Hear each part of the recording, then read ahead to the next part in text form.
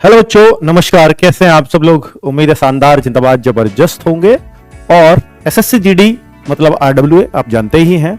और SSC GD के लिए अगर कुछ भी इंफॉर्मेशन आती है तो मेरा मन करता है कि मैं आप सब लोगों के सामने आ जाऊं। हालांकि ऐसी कोई खास इंफॉर्मेशन तो आज नहीं है, पर ये वीडियो बहुत इंपॉर्टेंट होने वाला है उन सभी बच्चों के लिए जो एसएससी जीडी का एग्जाम स्टेटस शुरू। बहुत सारे बच्चे परेशान हैं कि सर क्या एडमिट कार्ड आ गए, क्या एग्जाम की डेट आ गई है।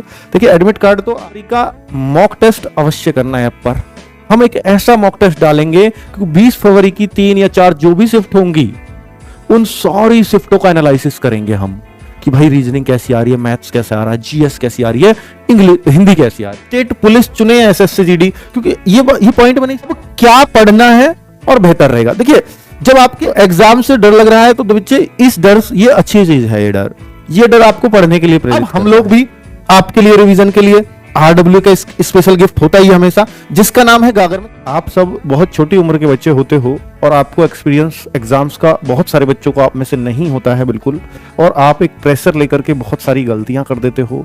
इस टाइम आपको वाकई बहुत सारा प्रेशर आ रहा होगा कि हम कैसे फेस करें इस प्रेशर को, कैसे हम इस सब चीज़ों से बाहर निकलें और कैसे हम अपने आप को स्टेबल कर पाएं, क्योंकि हमने तैयारी बहुत की है लेकिन डर भी बहुत लग रहा है।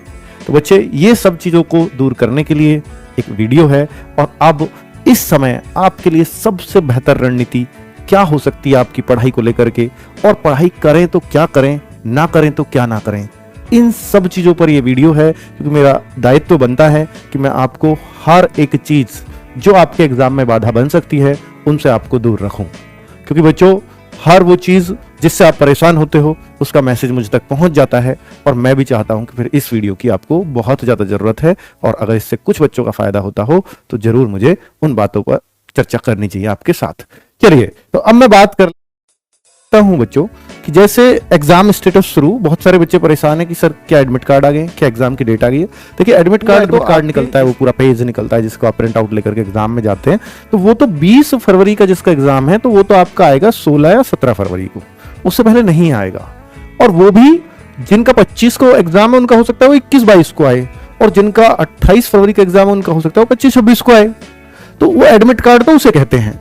एग्जाम स्टेटस क्या बताता है? एग्जाम स्टेटस ये बताता है कि आपका इस सिटी में एग्जाम है, इस डेट को एग्जाम है। मेन तो वही चाहिए, एग्जाम सेंटर नहीं बताएगा सिटी में।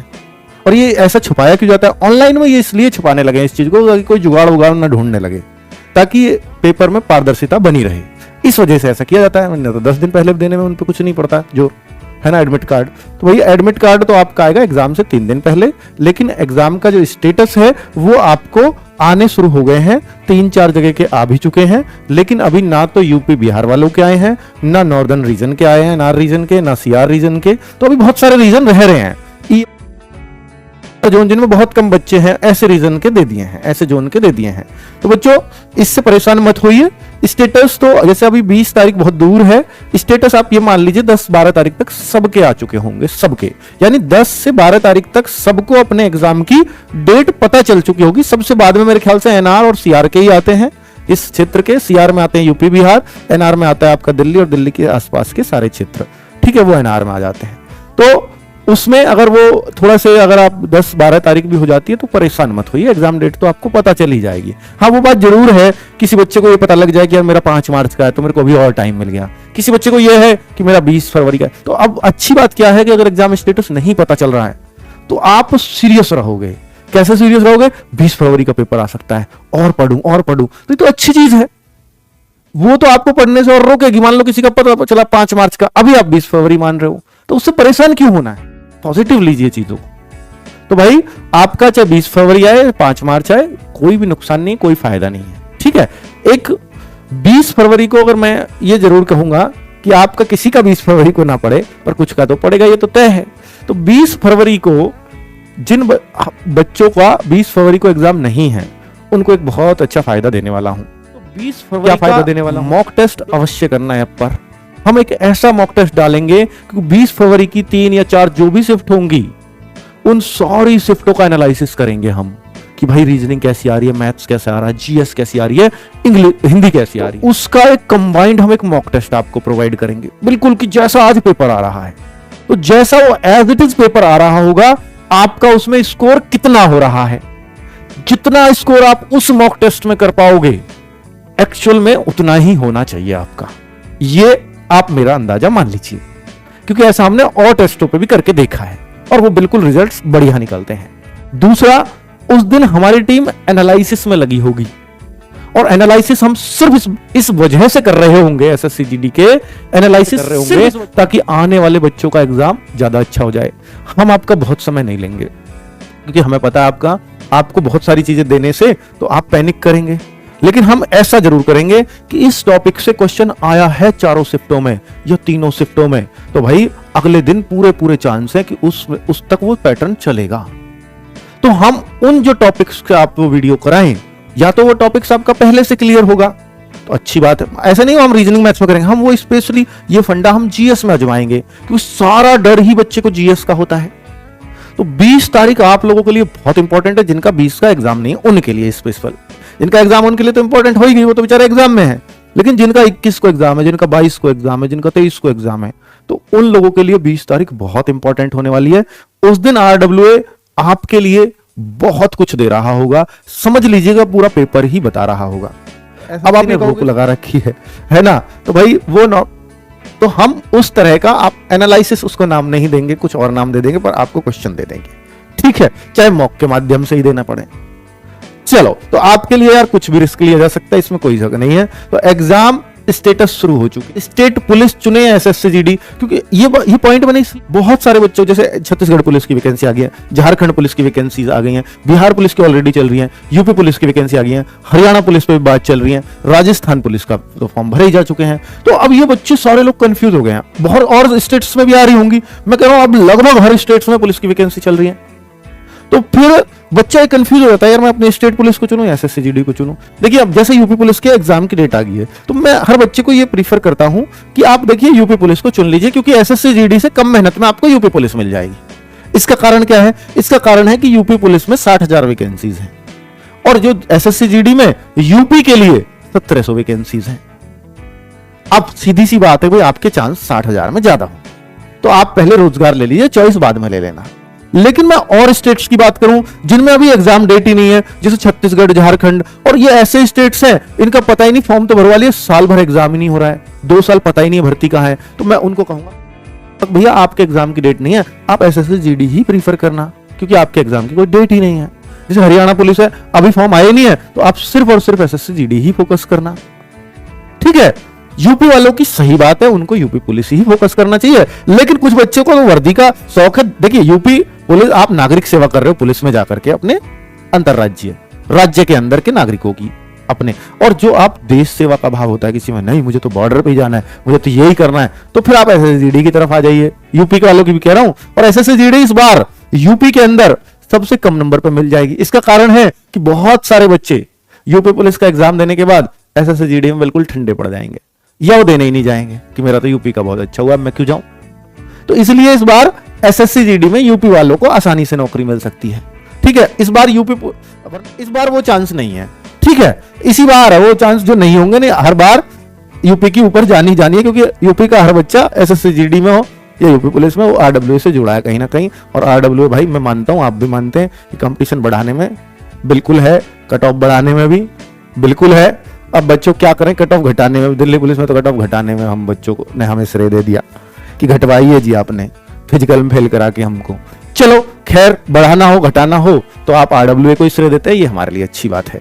अब मैं एग्जाम से डर लग रहा है, तो बच्चे इस डर, ये अच्छी चीज है, ये डर आपको पढ़ने के लिए प्रेरित कि आप स्टेटस भी नहीं देखेंगे, अच्छा ही रहेगा, क्योंकि आप 20 फरवरी को एग्जाम मान लेंगे अगर स्टेटस नहीं देखेंगे। तो स्टेटस देख लिया, आपको पता चली मेरी डेट तो भाई 8 मार्च की है, तो आप भाई मेरे में तो अभी 1 महीना पड़ा, तो आप थोड़े से पढ़ाई में जरूर ढीले पड़ जाओगे, ठीक है। अब तो मुझे अंकित भाटी 20 तारीख को पेपर ही बता देगा, मैं उसी का इंतजार कर लेता हूं, तो आप उस तरह से ढीले पड़ जाएंगे, जो गलत है, ठीक है। तो एग्जाम से डरिए मत, डर है अच्छी चीज है, वो आपको पढ़ने के लिए प्रेरित करता रहेगा और करते रहना चाहिए, ऐसे डर होना चाहिए। अगर ये डर साल भर लग जाए तो आप बेरोजगार ही नहीं रहोगे। अब क्या पढ़ना है और बेहतर रहेगा, देखिए स्ट्रेटजी जब आप क्लियर होंगी कि मुझे करना क्या है अब, तो आपका डर वैसे भी खत्म हो जाएगा।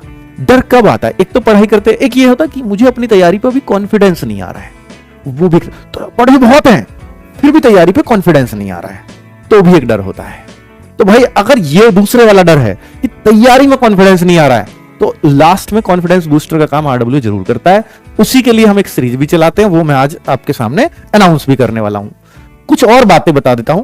मॉक टेस्ट कब तक लगाएं? ये बहुत सारा बच्चा लगातार परेशान है कि मॉक टेस्ट क्या लास्ट समय तक देते रहे क्या? बच्चों मॉक टेस्ट एक तो हम हर संडे दे ही रहे हैं आपको।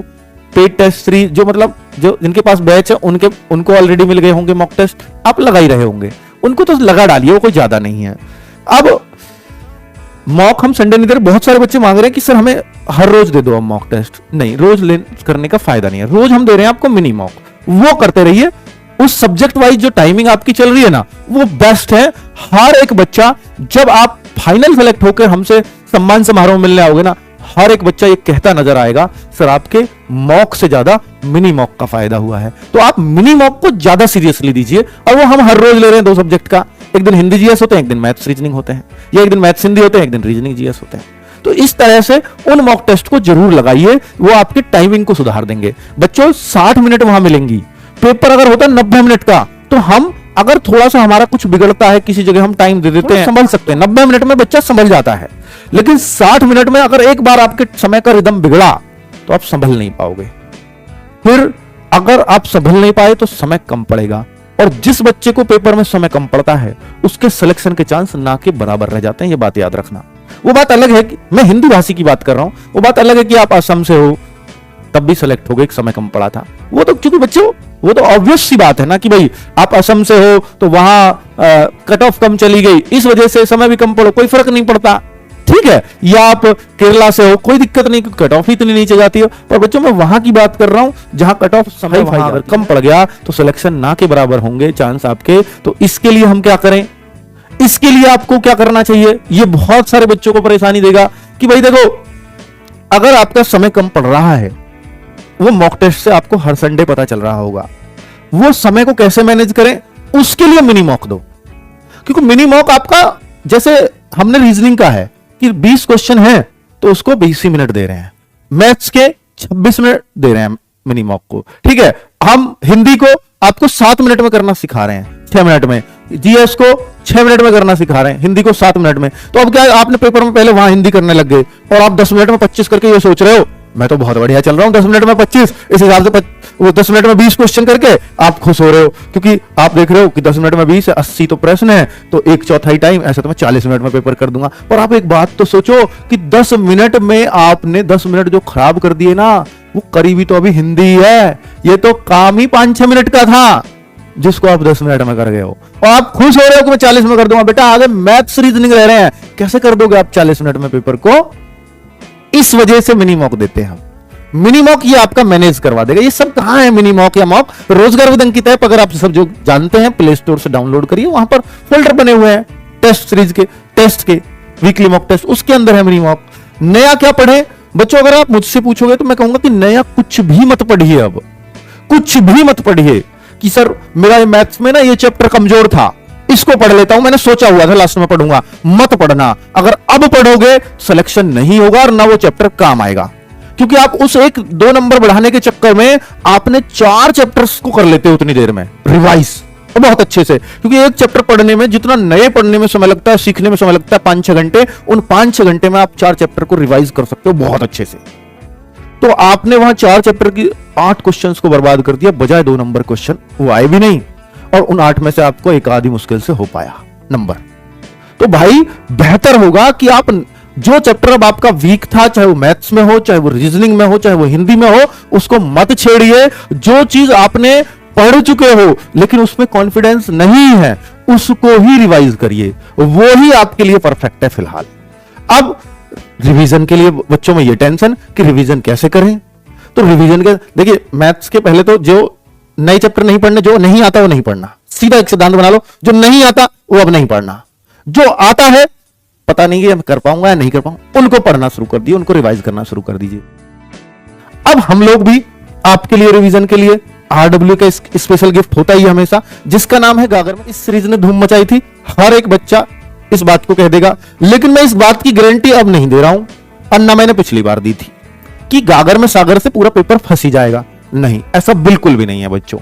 हां, आप रिवीजन करना चाह रहे हो पूरे सब्जेक्ट का, तो इससे बेहतर सीरीज एग्जाम टाइम में आपके लिए नहीं हो सकती।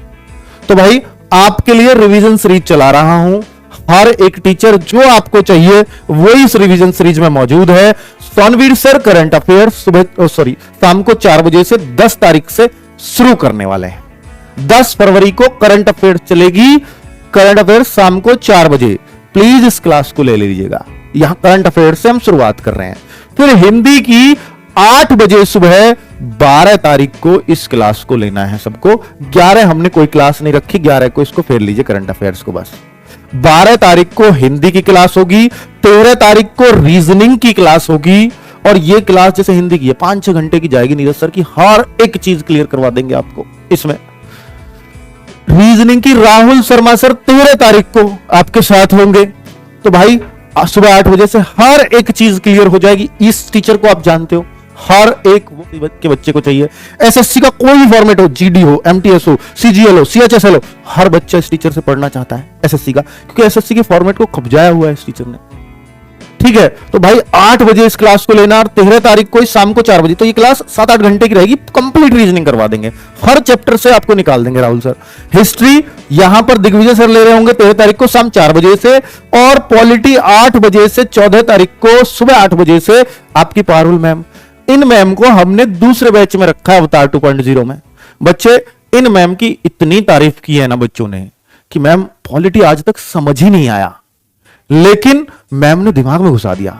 और बच्चों वास्तव में ये बहुत शानदार पॉलिटी पढ़ाती है, इसलिए मैंने इन मैम को रखा है आपके लिए पॉलिटी। अब इकोनॉमिक्स विनय सर 14 तारीख को शाम 4 बजे। स्टैटिक जी के आपके नवीन सर आपको चाहिए थे भाई गागर में सागर में, तो 15 तारीख को वही आ रहे हैं। और 15 तारीख को ज्योग्राफी में आ रहे हैं आपके दिग्विजय सर। मैथ्स में आपको दीपक सर ही चाहिए, इस बात को मैं जानता हूं एसएससी जीडी में, तो भाई वो 16 फरवरी। और साइंस में राहुल सर और अविनाश सर केमिस्ट्री के बेताज बादशाह हैं। तो फिजिक्स और बायोलॉजी राहुल सर कराएंगे, केमिस्ट्री अविनाश सर कराएंगे 17 तारीख को। तो बच्चों ये पूरा मैंने आपको एक चार्ट बना दिया है, प्लीज इसका स्क्रीनशॉट आप भी ले लीजिएगा, हम भी डाल देंगे ऐप पर। हर एक बच्चा इस चीज को क्लियर कर ले। अब बहुत सारा बच्चा लगातार कह रहा है मार्किंग, बहुत बड़ा क्वेश्चन है ये आज की डेट में, नेगेटिव मार्किंग। बच्चों नेगेटिव मार्किंग का जो मार्किंग बहुत बड़ा क्वेश्चन है ये आज की डेट में, नेगेटिव मार्किंग। बच्चों नेगेटिव मार्किंग का जो यहां पर 2 चीजें हैं, एक तो है कि पेपर 1/8 की है या 1/4 की, नोटिफिकेशन में ये आई है लिख के नोटिफिकेशन में, लेकिन एसएससी ने आज तक इससे अलग कभी नहीं की। पिछली बार भी यही थी, पिछली बार ये है, इस बार के नोटिफिकेशन में ये आई है, इसलिए बच्चों को बड़ा कंफ्यूजन है। और हमने जितने भी मॉक टेस्ट, हमने सोचा कि एसएससी जीडी ने गलत छाप दिया, आज तक भी इसी बात को समझ रहे हैं। और पिछली बार 1/4 की थी, हमने हर मॉक में यही लगाई है। बच्चों अगर आप कहो कि क्लियर पिक्चर चाहिए इसकी, तो क्लियर पिक्चर पता चलेगी जिस दिन पहला एडमिट कार्ड आ जाएगा 16-17 फरवरी को। उस दिन उस एडमिट कार्ड पे एक इंस्ट्रक्शन लिखा होगा नीचे कि नेगेटिव मार्किंग इतने की है, वही फाइनल होगी। फिर अभी हो सकता है, मैं इस उम्मीद में हूं कि कहीं कॉरिजेंडम ना आ जाए, क्योंकि हम इस मॉक को इसको देते अपने मॉक में तो आपके मार्क्स ज्यादा आने लगते, और ज्यादा आने लगते तो आपको तुक्के की आदत पड़ जाती, क्योंकि इसमें तुक्का लगाने की आजादी है। मैं खुद कहूंगा इसमें आके, जिस दिन मुझे पता लग जाएगा नेगेटिव मार्किंग में, हर एक बच्चे से कह दूंगा कि पूरे 80 टच करके आना, मैं खुद कहूंगा, ठीक है। और उससे फायदा होगा, 100% फायदा होगा। मैं खुद वीडियो बनाऊंगा उस दिन, ठीक है। तो आप उसकी चिंता मत करिए प्लीज कि कौन सी नेगेटिव मार्किंग, मैं खुद आके बताऊंगा। और उस दिन ये भी बताऊंगा कि तुक्का लगाना है तो कैसे लगाना है, उसके बारे में भी जानकारी दी जाएगी। क्योंकि आप बच्चों को हर चीज मुझसे चाहिए या आरडब्ल्यू से चाहिए, तो वो हम ध्यान रखेंगे उस बात का, ठीक है बच्चों। नमस्कार, धन्यवाद। ये सारे डाउट्स आपके रहे होंगे, तो आज ये सब क्लैरिटी आ गई होगी। फिर भी अगर कुछ और बच रहा है कि तो वो नीचे इस वीडियो में कमेंट कर दीजिएगा, ताकि कल को कुछ और वीडियो आएगी तो मैं उन डाउट्स को उस वीडियो में ले लूंगा, ठीक है। धन्यवाद।